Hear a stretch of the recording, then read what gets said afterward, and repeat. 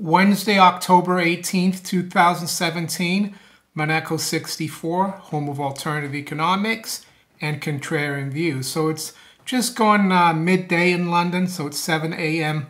New York time. Markets are quite interesting this morning. We've got the Dow up 82 at 23,075. S&P up 3.5 points, so 0.14%. The Dow is up 1/3%, and the Dow has been outperforming the S&P of late. The Nasdaq 100 up 0.09%, or up 5 points. The other markets, though, like the FTSE in the UK is only up 9 points, so not doing much at 75.39. Gold is continuing to drop. We're at 1279.80, down 5. The range has been 1289 to 1278.79. Silver is below $17. Right now it's 1696. The range has been 1711 to 1692. What else have we got? Currencies, yeah, we're seeing the dollar move particularly strongly, particularly strong against the yen. It's up 0.5% at 112.76. We'd gone back below 112 a few days ago, and this is the reason gold and silver are weaker. For the last few years, whenever the dollar strengthens against the yen, the gold price goes down. There's some kind of something going on there. Not sure what it is. Maybe some central bank program.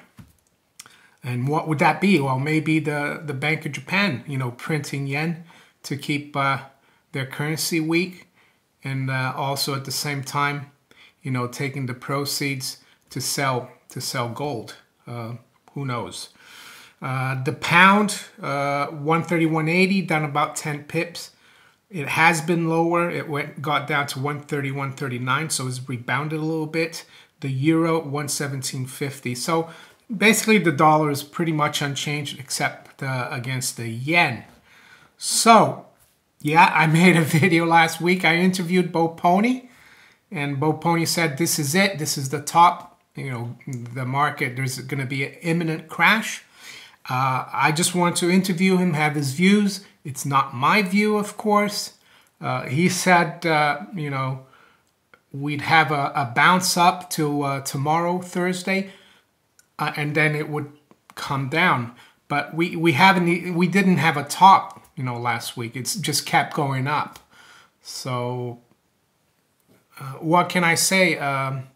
The stock market right now represents greed. Because if you look at the average, the dividend yield for S&P 500, it's almost at all-time lows. It's below 2%. I think it's around 189. So, is there value in the general stock market? Probably not. And people who are very wealthy and own stocks for the long haul, do they care? Probably not, because they own companies. It's like you living in a house, and there's you've paid for your house years ago, and then, all of a sudden there's a bubble in house prices, and your house gains $500,000. Are you going to sell your house just because it went up? Probably not. And it's the same thing with the stock market, I would say. Originally, back in the 19th century, early 20th century, the stock market was for people, wealthy people who had extra money so they could speculate or own other businesses, and they had other income. But it's changed so much now, every person is encouraged now to be in the stock market, to save in the stock market. And I've had comments that, the last few days or last week about gold, and, saying you were a gold shill. People are losing a lot of money, but people don't understand that gold is money. I've never seen a dirt poor person with, a bag full of gold coins. You just have to go back to the 1930s. The dollar was gold. Dollar and gold was the same thing. The paper note that we have today, or the dollar bill, or the banknote, is only a representation of money. So people should not get carried away and say, oh, you're losing money by buying gold. You can't lose money by buying gold. I'm sorry. It's like saying that you can go poor by saving money. You might if you save paper money. And the stock market, that's a different game. It's a speculative game. And I recommend that people know what they're investing in, know the business and the company that they're putting money into, and that they don't have that much debt, that their financial health is good, that they don't have a huge mortgage, huge credit card balances. You need to put your house in order and have an income, and then be able to save in cash, preferably real cash, physical gold and silver. And then if you have some extra money, then you can speculate in the stock market. I think, people, they've been fooled, in my opinion, by the government and the big corporations that work together with the government. And every once in a while, they encourage the public to go into the stock market, and then they pull the plug. And before they pull the plug, they tell the big guys, the 1% or even less than 0%, get out now because we're going to pull the plug. And then, the public loses their shirt. And then, that's what happened, I think, in prior to 1929. Joe Kennedy, JFK's dad, he got a warning, and he made a fortune out of the crash. Is the public in the market right now? Indirectly, I think they are. A lot of them, have retirement funds. In the US, they call it 401ks. In the UK, they call it private pensions, or even company pensions. Where do you think the companies, put the money that, the private pension? They put it in the stock market. Where do you think public sector workers' pension?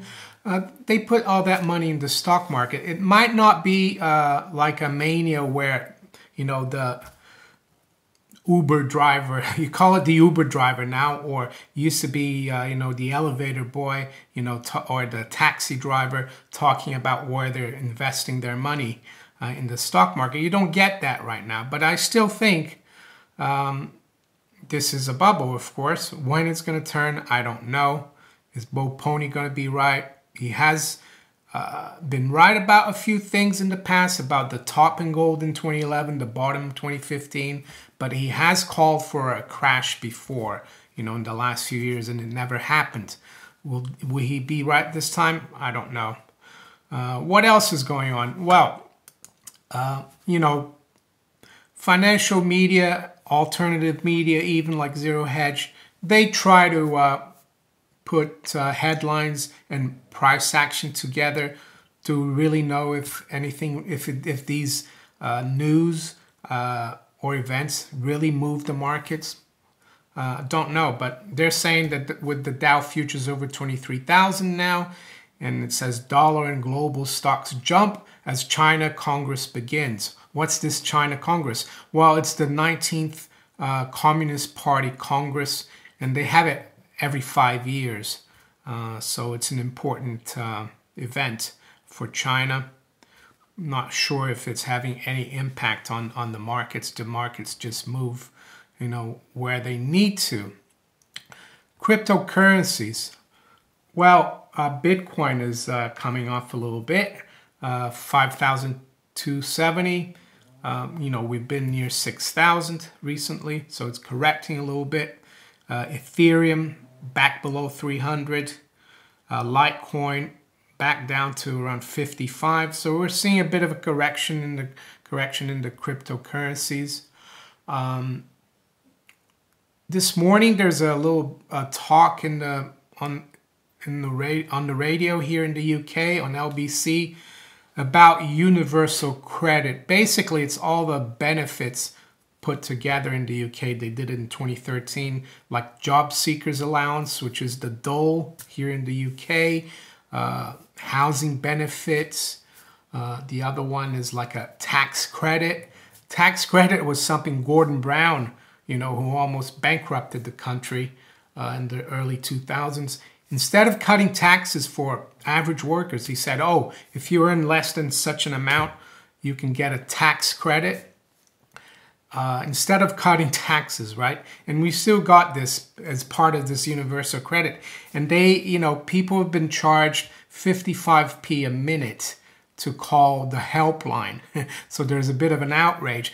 But it just goes to show, I think people are to blame for this. People still trust government to do things properly. And they think that government is going to help them when they need help. But they won't. The best thing government does is really start wars, inflate the currency, tax people. They're not really interested in people's the general public's welfare, in my opinion. And that's why you need to look after yourself and never depend on government for anything. That's my advice. That's my contrarian view of the day. So yeah, that's it for now. So markets, to summarize, the Dow still running quite, rampant up. S&P and NASDAQ up as well, but not so much. When is it going to stop? Well, it will stop when there's no more buyers and people start selling. When will that be? I don't know. Spot gold and spot silver still a bit under pressure. We were above 1,300 earlier in the week, and then late Monday the market started coming off. But looking historically, the best thing to do in gold is, if you can buy, or if you can buy silver, is to do dollar cost averaging. Buy a bit, regularly if you can, or if you sell another asset and you have some money, some extra cash, and the market happens to be like where it's now, for example, under pressure, gold and silver, it's a good time to buy. But if the market is running really hot and everyone's talking about gold, then you wait a bit. So that's how it goes. Back in the day, before 1933, when gold was, banned and demonetized domestically in the U.S. Before then, gold was not wasn't a speculation, and you shouldn't make it a speculation. Just think of it as, saving in real money. And you can't lose money if you have gold or silver. That's like an oxymoron for those of you out there who've been commenting about that. So yeah, I just hold some. I know I always try to keep some 1964 quarters. I've also got a 1912 quarter, which is quite nice, 90% silver. So that's it. So if you enjoyed this video, please like, share it, subscribe to my channel if you haven't yet, and you can follow me on steemit.com and also on Twitter, and I'll talk to you later. Bye.